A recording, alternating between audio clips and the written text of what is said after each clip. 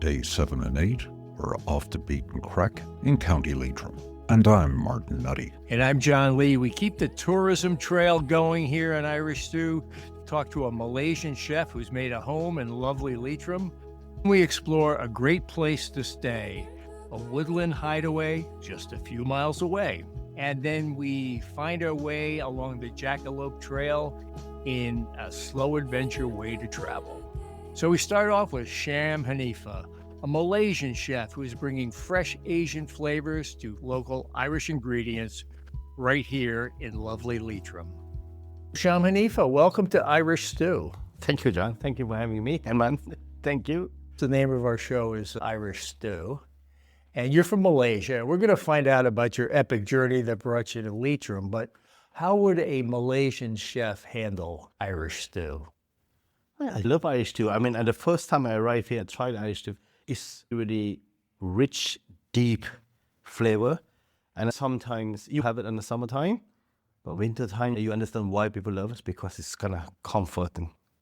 When you're in Ireland, when it's cold, that dish gives you comfort. You know, a nice dish that you sit on the fire, look at the fire, and just have that dish. It's just comforting. But if some Malaysian people were coming by or you were going back to Malaysia, they wanted to know what Irish food was like, how would you update an Irish stew for the Malaysian palate? You see, one thing about Irish stew, okay, that I found out many years ago, that the stew is one thing, but because the good quality meat in Ireland made it. A lot of people say Irish stew, there's so many different varieties. Beef and Guinness stew, and then the real one I've been taught when I first arrived here 25 years ago is using lamb or mutton. So that gives a good, strong flavor, and sometimes the stew, you can see darker color or redder or white. The Irish stew I've been taught is basically using the stock, clear or gray color with vegetable and things. So that's the way, if somebody asks me, oh, what's Irish stew? I say, it's comfort food. That's what it is, comfort food, packed with flavor and good hearty dish. So you're not tempted to add any curries or lemongrass? No. But like, I would do a lot of things, but one thing that I would like mess around with the Irish stew, because there's something about it that when you taste it, you won't take that away from the Irish, because the Irish stew have their own unique flavor as it is, and the quality of the meat makes it. So yeah. So Sham, you just dropped 25 years since you came to Ireland, and you're originally from Malaysia. Tell us about that journey. How did you fetch up in County Leitrim? The weather. You wanted a different kind of humor. Yeah. I want sunshine, 32 degrees, by the sea, the beach. You know what? I was 20 years of age and I'm young. I always like to travel. There's few places that I would love to travel. Of course, America, New Zealand, Australia, and Europe. That's a country that I always say, you know what, I like to travel. Now, we coming from Malaysia, our English is second language, really. But our English is different, a little bit more like ours is more like American English. If somebody asks you, how are you today? I'm fine, thank you. That's what we've been taught in school. How are you today, sir? I'm fine, thank you. So I see the opportunity to travel, and this ad coming up said travel to Europe, to Ireland, and then I said, oh yeah, it's just I'm 20 and I have a bit of experience in the kitchen. I'm willing to learn more, I'm willing to listen more, and I go for the interview. And the first interview is unsuccessful because I just couldn't be bothered. You know, when you're 20, I tried for a bit of crack, and then I tried another one, and I heard nothing. So I changing job between the one job to another one. So I go for the interview and then I leave the job to start a new job in 2-3 weeks time. So I take a vacation. I go on a cruise trip to the beach in Panko Laut and heard nothing because there's no coverage on my phone. As soon as I leave the island, I got a lot of voicemail popping in my phone just to let you know that, get your passport ready, you'll be traveling to Ireland. And I was shocked. I was like, what? Hold on a second. I have no passport. I have no money. I'm starting a new job and everything. So, yeah, without knowing it, we managed to gather the money in together and get a passport ready to do it. And I'm traveling to Ireland within a week. So you're traveling to Ireland. You've never been here before. No. Talk to me about the touchdown experience. That first, when I'm in an interview, right, they're just gonna, people say, what do you know about Ireland? I said, Ireland. Okay, Boys Own, Roy Keane, and my grandfather is a big fan of Guinness. They drink warm Guinness in Malaysia for health and everything. So I could, okay, yeah. And then I do more research into it. I was like, okay, let's go for it. There's no right or wrong. First time traveling, the age of 20, I'm going to Ireland. And the journey is through Heathrow. I transit in Heathrow and then got a bit of basic English. And I come in here and I arrive in Dublin Airport. And Michael Glancy, our local taxi man here, and still here. He's a great gentleman. He's still around here, standing there with a piece of paper, Sham Hanifa. I remember that. I come out just looking for the name, and he's so kind. He's, I'm here to pick you up, to bring you to Carrick on Shannon. I said, Michael, thank you very much. And I don't know what to expect, because my first time overseas, don't mind to Europe. I haven't lived in the country at all. So that taxi journey takes 3.5 hours. So jet lag, so tired. I sit in the car, I don't know anybody, kind of thinking, I wake up every half an hour, ask the taxi driver. Because it's a long trip from Malaysia. How long is the flight? It's got to be 14 hours. Yeah, it's a long. 14 hours from KL to Heathrow, and then there's another hour to Dublin. So I was tired. Every half an hour I wake up. I ask him, are we there yet? This is like a normal kid's ad. Are we there yet? Are we there yet? So eventually, yeah, he pulled into Carrick on Shannon. I see the beautiful Carrick on Shannon. Yeah, it's just different. So you came right to this town we're in right now? Straight down to this town and straight to this hotel. This hotel, the Landmark. Landmark Hotel. Yeah. So this hotel was relatively new at that point. At that when you time, I arrived. think probably 1 or 2 years old at that time. Yeah. It's great. There's one thing about this town. I arrived, I been shown to my room, I dropped my bag, I said, let's go and find the way around it. Straight away, the river Shannon. I look over there, I go sit down there for half an hour, walk around town. People are so welcoming, and just a bit of curiosity there as well. They say, okay, this kid, he only knew, I haven't seen him before. Did he know what he's doing? Did he know where he's going? And always helpful, and just really fall in love into this town. And for somebody that never traveled overseas before, okay, yeah, that's it, I'm settled here. Love it. In the beginning, were you learning how to cook the way Irish people wanted to eat in the beginning, the more kind of standards? Yeah. I try to understand the Irish accent first. Because when I go first day, I come in, I tell just a story I tell my kids, right? And which is to explain to them how my journey began. I only tell them recently to remind them things is hard, but when you overcome that, it will become easy. I arrived here, the owner of the hotel, Mr. Kieran Kelly here, offered me, said, Sham, if you want to get something to eat, go to the bar and get something to eat. Our culture, and Thai Malaysian culture, so when somebody offers something, you don't take it straight away. You don't. So I arrived here, probably maybe around 90 Irish pound in my pocket.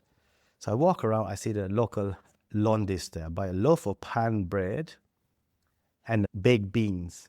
We grew up with baked beans. So I said, that will do me, keep me going. Just nighttime, this time of the night. I bring to the room, and there's no can opener. There's no can opener. I said, oh my God, why there's no can opener? Why? Okay, it's fine. And I see a pen, a biro. I said, let's poke this can. Let's poke this can. Instead of, I'm 20, I don't want to be annoying people. I just show the first impression that I'm independent. I start using the pen and poke into the can, and I poke through my hand here. Yeah. And it started bleeding. And I was standing there, my eyes started, the tears are coming up. Oh, what am I doing? I said, you know what? This is first challenge. Let's go for it. I managed to poke all that. I managed to break through the can, and I have my cold bean pan sliced bread and to have that. And then the next day, the guys were giving out to me and saying, why don't you come in down here? We look after you for food. But that's my first experience around town. But I just, you know what? I could easily just give up and decided to go back. And I come back the next day, 2 days later, I start working to understand the Irish culture. When you go in there, how are you, John? How are you, man? How are you doing? I'm fine, thank you. What's the crack? You'll be like, what's the crack? You don't know, but you learn really quickly, yeah. And people are so friendly. They're really supportive. They come up to you and say, are you okay? Have you eaten? Anything you want to know? So it's great. And at the time, the multinational, there's so many nationalities here. A lot of Irish are so supportive here. We have Italian, we have American, Switzerland, Russian, German, Austrian, everybody working here. And they're all in the same boat. They really Everybody was confused. What do they mean? What's the crack? Yeah, I mean, because I'm so used, I'm fine, thank you, how are you? Just suddenly, all right, just learn that quick. One thing that we have in common is they drink whiskey and I'm drinking a lot of Jack Daniel in Malaysia because I'm sitting there with my drinks and I get to know people. Yeah, and that's my first introduction to it. We started talking about cooking straight ahead food for a hotel. We had a writer on our podcast named Kovari Madhavan from India. And she moved initially to Sligo, and she's quite a good cook. It was a while ago, but she could not find any spices. What was it like for you when you said, let me start cooking things a little bit differently and bring in my homeland to this country? The first 6 months or 12 months, it's impossible. It's impossible. I've been asked this a lot. What do you cook when you first arrive here? You just eat what you have. Then you try to cook something from your back home, right? The curry powder, I won't name the brand. You wouldn't even cook it with that. It's impossible. I tried to cook curry. The simplest thing to cook curry, there's no herbs and spices. Rice is only long grain rice. I tried to cook the rice. Uncle Ben's got long grain rice. I never cook like that. I never cook rice like that because it takes forever to cook. The grain's so big, and that's like, guys, I need to turn this rice into porridge. I don't know how to cook rice. I'm embarrassed. I'm Malaysian, I don't know how to cook rice. Then I realized it's different type of rice. And I said, okay, maybe the next day we do stir fry. There's no oyster sauce. There's no soy sauce. The one you get is from the sachet. You open up and... Yeah, it is a challenge. It is a challenge, I have to say that. Because then, thank God, because with Malaysia, with multicultural background, with a lot of European and Western influence, we know the potato, we know the mash and fries. That keeps us going. But it's very hard to cook the food that I grew up with, Thai, Chinese, Malaysian, until a good few years later. It's a challenge. Yeah. You spent quite a long time working here at the Landmark, and then eventually you decided to make a major change. So talk to me about that decision. How did that come to be? Yeah, through the years I'm working in Carrick and I involve a lot of soccer activities. I get to know a lot of great guys that's really supportive, and I learned a lot about the Irish food, the culture, and Irish people travel. When they travel, they're coming back. They want what they taste in Asia. I'm Mediterranean trained food, and I train in Ireland. Now I'm very lucky that my former head chef Sheila, she teach me from bread making, pasta, everything homemade. I'm very lucky that way, so I know. But years to come, they say, why can't you cook Malaysian curry? Why can't you cook Thai curry? We always get the normal curry in the Chinese. I said, do people really want it? Yeah, they want it. So then you make you think, like, why am I cooking different food? Why I'm not showcase what I know? So what I do is I cook what I know, but I'm still ringing back home to ask my mother, is this the real grandmother's way to do it? So that I start search for the ingredient. When there's the demand, you want to do more. When people hear the Irish people travel, they want the real McCoy, as they say, they want real McCoy. So give you chances, opportunity to go and look for it. And I remember I did a farmer's market. I cooked a bit of stir-fry noodle and a bit of a spring roll pastry. And I used the Thai sweet chili sauce. And the guy came in and tasted, oh, that's lovely, yeah, that sweet chili sauce. It's really nice, yeah. Is that yours? I says, no. Straight away I say, will be soon. So I know straight away they want what's local here, made here. So straight away, within 6 months, I create my own sauce. And by working here, learning the food, the culture, and meeting the demand, then you can start become adventurous to start going out on your own. How was the experience of opening a restaurant here? Which came first? The Cottage. The Cottage, yeah. Yeah, when I tell my friend, I said, I'm driving up to Jamestown, to my brother-in-law's pub, actually, drive past. There's used to be old restaurant, a Lebanese restaurant. We used to go there. We drive past, and I said, oh, what happened? The restaurant's closed. They said, oh, I think it's gone. I said, could be up for lease. That's on maybe Friday night, I think. And then that Monday, the sign's up for lease. Just like that, from one conversation to the second conversation. You know what? And I talked to my wife at the time. It's like, is there a right or wrong time to open a restaurant? People say it's the peak of recession, 2008. And even the people that I talked to, they were saying, are you sure? I said, is that really a right or wrong time to open? It's the right time. It's a classic Warren Buffett, the famous investor. It's be fearful when everybody's greedy. Yeah. Be greedy when everybody is fearful. Fearful. Okay. And so this was a moment, I would think, when people were fearful. Potentially you can strike a better deal, I would think. I would say if I was the leaseholder on that restaurant or the owner of that building, I would be delighted Yes. if somebody was picking up the phone to call me and say, how much are you willing to rent that for? Yeah. So it may have been the perfect time. to Absolutely. configure it. Yeah. And is that how it Yeah, actually absolutely. played out? We just make a phone call and 3-4 weeks. Now, the landlord, Pat King, is such a gentleman. So easy to deal with. He came up to me and said, what you looking for? I said, I'm looking for a restaurant. I'm a young chef. I was 28 at the time. I'd like to take the challenge. I said, okay. The restaurant's there. Within 3-4 weeks, we signed a lease. We have it all there and we negotiate what way we want. And they are so helpful because he's a landlord and he have his own company. He see young person in him. Just kind of, this guy tried to do something. Like, there's a lot of challenge. We signed a lease, we open. Again, as a chef's mind, you go in, open a restaurant, I'm going to cook what I want to cook. I learned it very quickly that I'm going to cook what my customer want to eat. Yeah. So eventually that we cook, we're doing the Mediterranean food and we do a lot of Irish ingredient from where previous place I work for. It's always be proud of the Irish ingredient, always use the best ingredient you have. And we opened that and then we keep on going. Then the challenge started again when 2009, not even, I think a year into it, the whole island was flooded. Carrick and Shannon was flooded. Jamestown was flooded. Galway, Cork, everywhere. And our restaurants got flooded. I come in one morning and the radiator on the wall all falling off and the water so high past your knee. After just take the challenge and you know what? Like we try to work out. And again, the same landlord, Pat, come in to me the next day. After 6 months, we closed. And he said, what you want to do, Sham? I can rent it out as a house. I said, do you want a restaurant? I said, well, if you do it up as a restaurant, I will come back to rent it out as a chef, a restaurant owner. He gave me he said, piece of paper, draw the way you want it.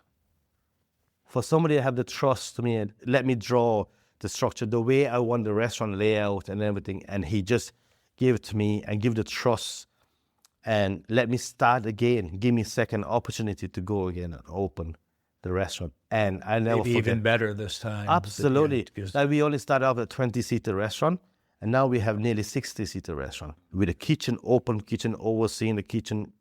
I think nowhere near around the area have that kind of design. Just pure watching TV and go to different restaurants. Observe different places. I just throw it together and his brother is the builder. I said, look, we open kitchen and all these things. Everything just fall in place. And the day we opened the restaurant after restructure, husband and wife, the owner, Pat King and Ita King, arrive outside the restaurant with 2 big flower pot outside the restaurant, brushing the floor for us at the front and wishing us the very best of luck. It can be that the Irish kind of welcome and I might get a bit of the Irish luck as well for us. Yeah, we opened from then. We're from strength to strength. I changed the menu very quickly after that because every review that we get, people always says, beautiful local lamb, you can taste the lemongrass. They always highlight the Asian ingredient that I added in without I noticing it because I only do it because I thought, oh, that tastes nice. And then Georgina Campbell, one of the leading food writers here on her guide said, we get into the guides, she mentioned about East meet West.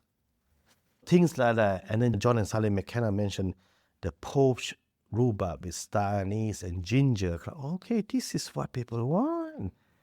So, this is what people want. And my chef says, come on, push more, bring more, a lot of Asian ingredient. You can be a chef. Very hard to be a good chef if you don't listen. When you listen to feedback from your team and people that know, especially your customer, when you listen to them, you take it on board and you implement it into your dish, it's rewarding. It's rewarding. Sham, correct me if I'm wrong, but it seems like being from Malaysia, you're in a very good position to know how to blend different food influences. I'm just imagining Malaysia sees Chinese influences, Thai, Vietnamese, Indian, all passing through those critical waterways. that might have prepped you very well for coming here and making your cuisine accessible and appealing to Irish people and also world tourists who pass through here? Yeah, I'm born Malaysian to a Thai Chinese grandmother, to a father's side Indian Malay. So can you imagine, I wake up in the morning, I could have a noodle broth, Thai tom yum noodle broth, and then Malaysian curry at lunchtime, and then a Chinese noodle in the evening. Like you said, yeah, absolutely. We're so well used to so many different flavors in our house. When I got opportunity to do that based on the review, I always know that it's easier to get a piece of lamb or meat and drown it with curry. But respecting the ingredient, what we have here, and inject them a little bit of flavor is always help. So that's what I do. And I always try one dish, send it to the Irish palate, which is my wife and the kids. I said, try that. And she's like, oh, you're going to kill them with the spice. I said, is that too spicy? Yeah. Okay, then I give to the Malaysian, then the chef and my grandma. Not enough spice. No, I don't get the heat at all. So then you try it a couple of times and you do it. And we have so much fun with a good Irish ingredient. We use whole animals. Like if you have lamb, you use the lamb liver, lamb belly, lamb loin. And then if you have the beef, we use the ox cheek, the tongue, and the fillet. And then the crumble from the marrow. And I always constantly looking for a good producer in the area. And I remember this girl, her name is Emer. She's a hairdresser by daytime, but she's a farmer as well. Okay, so she sells goats to me, billy goat. So I said, Emer, if you have billy goat, I said, yeah, I buy whole goat. I buy whole cattle and whole lamb. So she arrived down with a goat off the boot of a car from a butcher. I bring it to the co-room and hang them. So sometimes the chef coming in, you see a goat hanging there in the co-room. We butchered everything ourselves. So the best thing is like this is what I say that is the best about PR and selling. The unique selling point is like she's a hairdresser. Okay, so anybody who go and get hair done to go for a meal, have you been to Sham's restaurant, the Cottage there? I sell a lamb to Sham. All right, great. Yeah, okay, I might try it tonight. The next day, there's somebody come back or whoever been to the restaurant and go back to her like, I have a lovely goat, Emo. Is that your goat? So the conversation flow, and she's so proud about it. She's, oh, Sham, I hear great feedback what you do. She actually know my menu. She actually know what I'm doing with her goat in the menu from her customer coming in. And the amount of feedback we get from the customer as well. Thank you for supporting the local producer because we will continue supporting you. An injection of spice and I think it helps. Yeah, I think that's what people are looking for. They're looking for local ingredients, and then you add your own special flair with your own understanding. But so you opened up a restaurant in Jamestown, but now you have more than one restaurant. So we had the pleasure of having lunch over in my kitchen just across the river. And I think there's another location, I believe, that you're also involved in. Yes. So talk to me about splitting your energies across multiple locations and making or maintaining standards that you're happy with and satisfactory with, because that's got to be challenging. Right? It is, yeah. It is challenging. One thing, but I'm very blessed with my team. Now we have 56, 58 of us, 3 of us working. But one thing that everybody passionate about what they do, they're driven. My brother, he's the front face of the Cottage. When we open the Cottage, I will never open the Cottage unless I know somebody that I know can do the job at the front because they are the face. And we open my kitchen, was previously Synergy. I always like to give opportunity to the team. I have a chef that time called Shannon. She worked with me for a while and I said, look, I might open a cafe to do what we do because we notice when people come to the Cottage, they try the bread. Can I buy them? Can I buy them? Do you sell them? Can you jar them? Just all the things. So we open Synergy and I said to Shannon, I like to let them, you want them to stay put. So I said, would you like to go to Synergy, be the head chef there? And together, we work around it. So we start selling what we serve in the Cottage in Synergy. So you come in there, they say, I have a beautiful homemade walnut and treacle bread. Yeah, it's just lovely. Yeah. Do you sell them? Yeah, but we sell them in Synergy. We sell them in Synergy. So we don't say no, because the capacity of the Cottage kitchen is very small. So we send them to Synergy the next day. So they can have dinner. They will have breakfast in Synergy, which is my kitchen now. And bread, bring bread with them. Any sauce that they like, just let us know. 24 hours we can make for them. And then we opened Buffalo Boy, 2017. Buffalo Boy is actually my father's nickname. He's a butcher. He loved whiskey, he smoked cigar, and he loved his beef. So Buffalo Boy, the picture of the Buffalo Boy is actually a picture of him sitting on a water buffalo, 900 kilo of water buffalo, and him 6'2" sit on top of it. And myself and two other lads with Brian and Sean Purcell decided to say, you know what, we named the pub under, as your father's nickname, Buffalo Boy. Great team. You have to be passionate, and we constantly check. I will go into my kitchen, have breakfast. I go to Buffalo Boy, check with the guys there, get ready for steakhouse, everything. And I will always go back to the Cottage. The Cottage always is my baby because that is where I start. I go through flood. I go through snow. We close for nearly a few weeks. We go through COVID. 17 years later, the Cottage still the star. And again, we are really lucky to have a good team. Sham, I'm showing you a picture here. Does it look like we had a good time in my kitchen? Yes. Who is that? That's Dia. She was great. She's ooh la la. She's really bubbly. Oh, absolutely, Yeah. absolutely. Yeah, she's a great girl. I know you have even more going on. There's a cookbook. And Yes. I was out in the lobby. People are treating you like a rock star as we walk through. Tell us about the media empire and the cookbook. And Yeah, I'm a big fan of late Anthony Bourdain. A great chef. Great. He's not only great chef, he traveled, he learned about different cultures, about different food. That's what I always would like to do. I love to do that. Then we create a range of sauces, and then I said, you know what, I like to cook and share my recipe. So I'm fortunate enough to do a 6 o'clock show in TV3, as a Virgin Media now in Ireland, 3 times a month. So for me, okay, you want to get out there, you have to make sure you promote the place that look after you. Leitrim look after me. The Carrick and the Cottage, the Carrick in general look after me so well. I get a chance to do that. And then during lockdown, we managed to get a cameraman with me filming live from Carrick on Shannon because we only can travel 5 kilometers during the lockdown. So we'll be filming it from the River Shannon this side. We'll be filming the other side, River Shannon. Yeah. And one stage, we're filming a 6 o'clock show. I dress up as a Santa Claus. They call me Shamta Claus. With that choir in the background. I do anything to promote it. Santa Claus. And then we're on the Moon River. We're cooking on the boat. The background, the backdrop. And then that's fun. I like to do fun and give it back to telling the whole island or the whole world about the place that look after me, Carrick on Shannon. I'm really enjoying that. Then when years go by, people always say to me, why do a book? Do a book. I said, what kind of book? Something about you, something your upbringing. So that's why the book Agak come up. Agak mean in Malay means guess, but in a real cooking term, it's use your instinct. So the recipe is basically about my upbringing. So example, John, if you cook, I said, that's the recipe. It says 1 teaspoon of salt. Our palate is different. Our taking of salt, sugar, and spice is different. So this recipe said, Aga, you taste it. Okay, Sham says 1 teaspoon, but I'm going to give it another half a teaspoon to go for. Take ownership of that recipe and make it your own.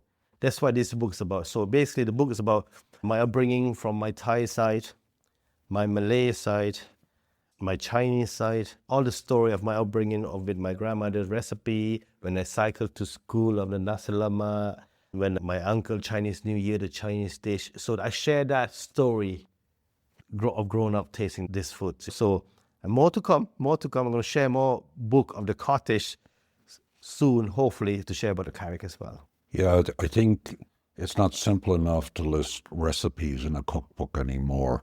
There has to be a story about the heart and the love that sits behind those and the memories that food represents. Exactly, yeah. You're telling stories.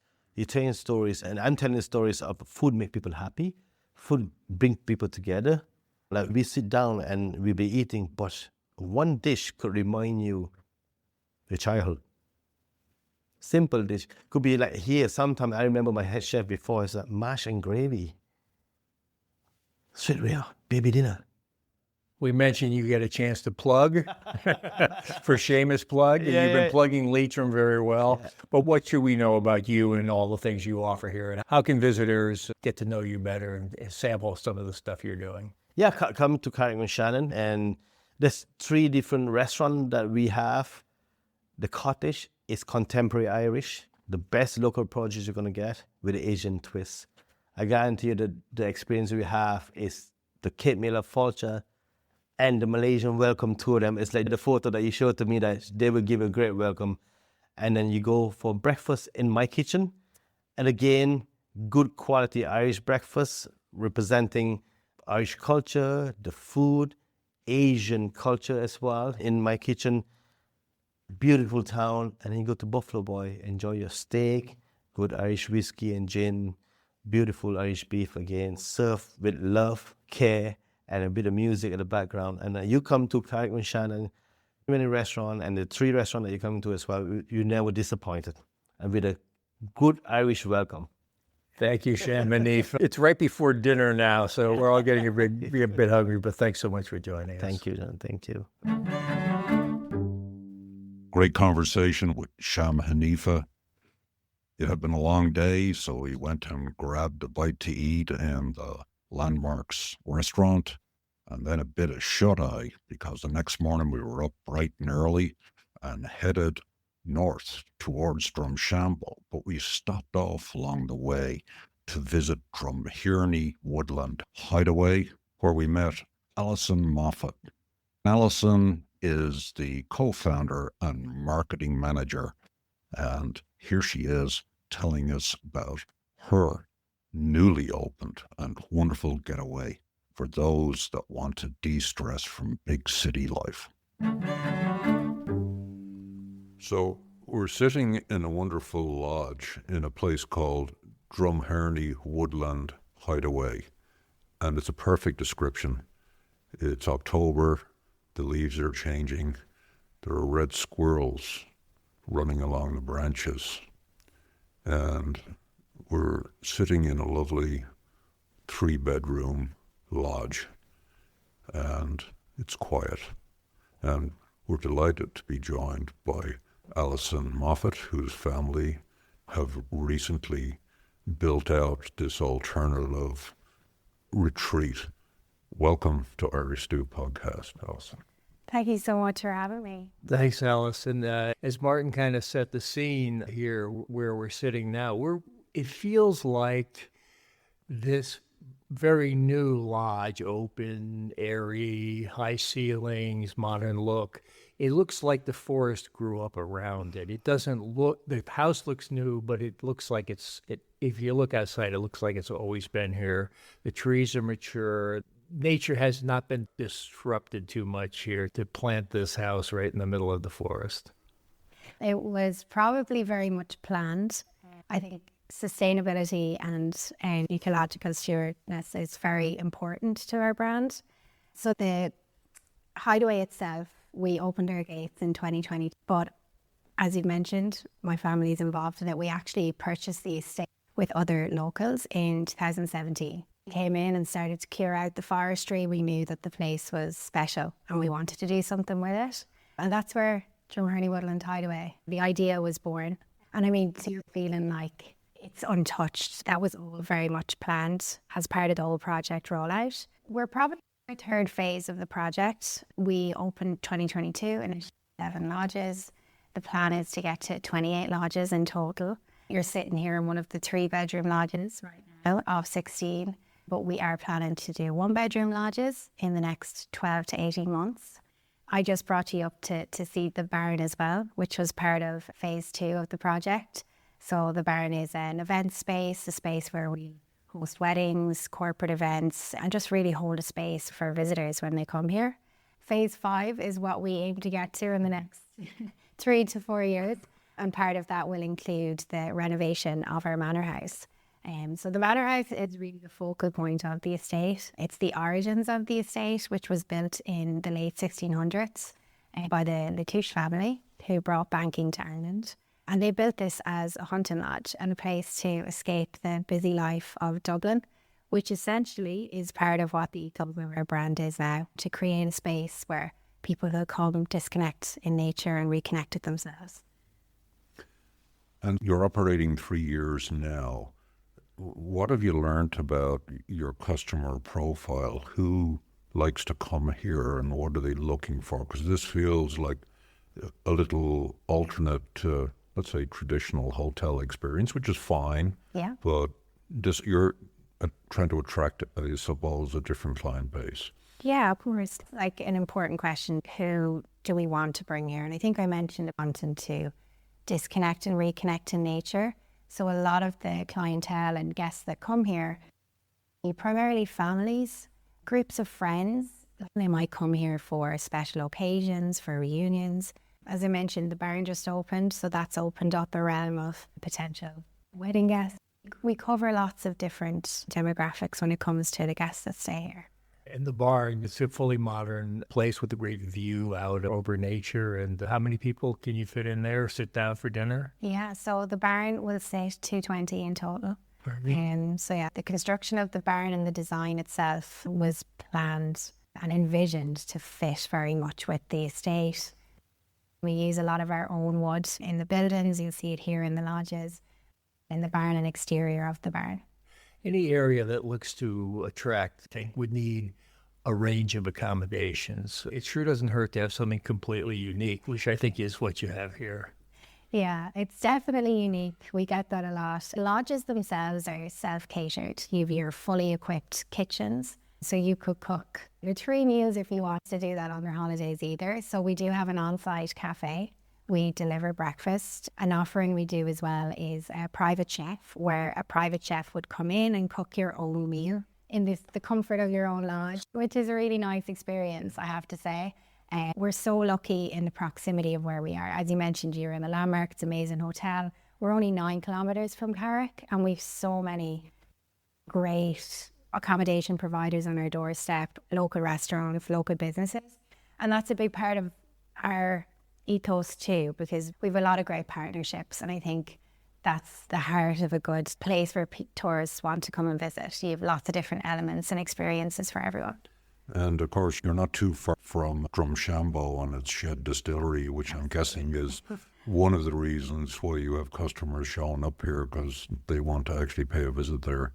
Yeah, absolutely. Like the Shed opened, in terms of the experience in 2020, it's a good time. We opened 2022, but we're just on the doorstep of the Shannon Blueway. So it's a beautiful cycle. So it's really close proximity and a good experience for people who enjoy your gin and relax in your lodge. We've heard the theme. What I would envision doing is staying here for a week on one of the river cruisers, and that you'd really slow down to a different pace of life after a couple of weeks of doing that. 100%. I can vouch for the river cruises. I've done it a number of times myself, and it's such a great experience. Like, you've no other option than to slow down. Yeah. You're waiting for the canal doors to open so you can get through the lock gates. And so, yeah, it's a great attraction. There's the different river cruise businesses in Carrick, which has brought people here for many years. Definitely a worthwhile experience. But you should come here too as well. You should also do both. Come here, relax here first, and then get on the boat. You'll be moving at the right pace. This is the first step to relaxation before getting on the boat. Yeah. What we always like to ask people is if they have a Seamus plug, which is like a shameless plug. What should people know about the place, and how do you want to direct them to learn more about it? I think we've summed up a lot of what our business offers just in the last few minutes, but to really go back on when we have people come here on a Friday from their busy lives in Dublin, for example, there's always this element of maybe stress. They're being caught in traffic and they're in a frenzy. And then you meet them on a Sunday and they're completely zen, which I think is what we're all about. And I don't think I'd mentioned either, we do have an on-site wellbeing sanctuary. So there's seaweed baths. We work with Voya, seaweed from Sligo, and we've hot tubs, cold plunge, sauna. So there's that element of wellness, which is really important. So we have that on site as well for people just to really unwind and leave here rested and rejuvenated. We don't plan on leaving here. You're checked in now. I really appreciate the inside view. Lovely speaking with you both, and thanks for visiting Germany. Thank you. Well, I could feel the stress just falling off of me at Drumhearney, but it was time to move on a couple more miles to the north, where we found ourselves on the Jackalope Trail, talking to Eileen Gibbons, who introduced us to the great way to travel slow adventure style on an e-bike. Eileen, tell us about the genesis of the electric bike idea, because that's a fairly recent phenomenon in Ireland. Do you know, I seen a programme many years ago on our national TV station about electric bikes over on the Great Western Greenway in Mayo, and it blew me away. It was like, it must have been about 15 years ago, and I thought, imagine that you could actually cycle up the hills and for longer distances and not have to worry about your level of fitness or anything else. Get rid of the hills. So I was amazed about that idea. And it stayed in my mind. I worked in Leitrim County Council for my whole career of about 35 years. And I took early retirement in 2012. So I had that little idea still in my head. It just wouldn't leave me. So between myself and my husband, we set up this business of electric bike trails. And I just imagined that it would be fantastic for people to come to Leitrim, where we have so many hills that people could cycle around our back roads and things like that. But, you know, people love to go on traffic-free cycling. In the intervening years, traffic has become much more prevalent on our roads and even our back roads. So I'm very glad that we have this Shannon Blueway where people can cycle on, because that's really what the customer wants, and enjoy a nice, peaceful and relaxing cycle along the canal bank. I realize since coming here, I am not an adventure tourist, but I might be a slow adventure tourist. Yeah. Do you know, thanks to Leitrim Tourism and collaboration with the Shed Distillery in Drumshanbo, we have set up a slow adventure jackalope cycle tour. And what this is, it's a fully guided tour. And my husband is the tour guide. He was a lockkeeper for a few years here on this very Shannon Blueway. So he enjoys having the chat. He's a good storyteller. And we take people along at a slow rate. We stop along the way at interesting spots along the canal bank. He tells the stories. He tells about the history and the culture and the heritage of the area. And a little bit of joking and a little bit of fun, and he might even sing a song. He's in the humour. And we have a little play on the jackalope as well. That's the symbol and the branding on the Shed Distillery's famous Drumshanbo gunpowder Irish gin.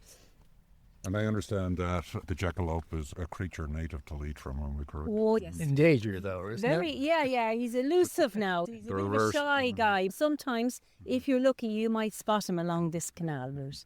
Yeah. But Eileen, you mentioned several things there, the Shannon, and you mentioned the Shed Distillery, and what you're doing here in the boardwalk we were just on. I'm sensing, how does what you're doing connect in with the rest of a kind of tourist appeal of this area? I think when people come to an area, they really want to get lots of experiences and get out in nature.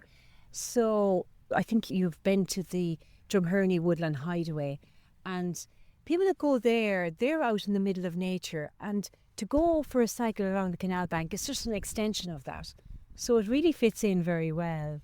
And a lot of people come to this area for fishing, for walking, and for getting out in nature. So a little cycle as well is another activity. Our customers love it. They really do. Yeah. Do you have any closing thoughts here of how people would get to know more? We call it the Seamus plug. It's a chance to let everybody know about your business. If people would like to talk to us, we have a website, we have an online booking system, and our phone numbers are there, and we're very happy to chat and tell people exactly what we do and let them ask all the questions they want to. They can email me. My name is Eileen and my husband Seamus, info@electricbiketrails.ie, and we'll answer any questions. Thanks so much for braving the elements. A bit more than misty welcome. as the interview played out here, but Thank look you. forward to settling up on one of your e-bikes soon. Absolutely. We do a full range of bikes as well, not just e-bikes. I'm going with the We have a e-bike. lot of regular bikes. And, Good. Yeah, for kids and families. Very good. A whole lot. Hey, John, great to get a look at some of the wonderful options that are available in Leitrim. And folks with lots of really good energy. Sham's a joy. Eileen running an innovative business. And of course, Alison with that wonderful, relaxing getaway.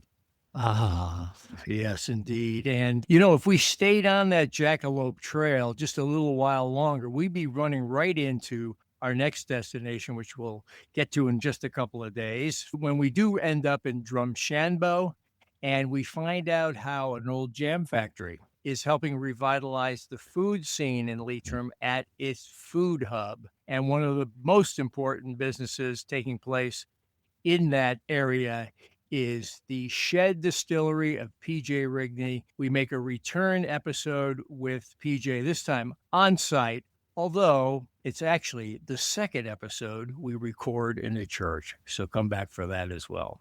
And while you're coming back, make sure you learn more about Leitrim and learn more about Irish travel at Ireland.com. That's a great information source put out by our travel partner, Tourism Ireland, who really helped make this trip possible. And we also thank our friends at the Leitrim County Council for all they did to make this leg of our Off the Beaten Craic trip successful. And of course, to Irish Central for helping spread the good word. Irish Stew is produced by John Lee, Martin Nutty, and Bill Schultz. Editing, mixing, and mastering by Bill Schultz. Music on Irish Stew was composed and performed by Rosa Nutty, with Donald Bones on drums, Cathal O'Riordan on bass and synthesizer. For more on Rosa Nutty's music, please visit rosanutty.com.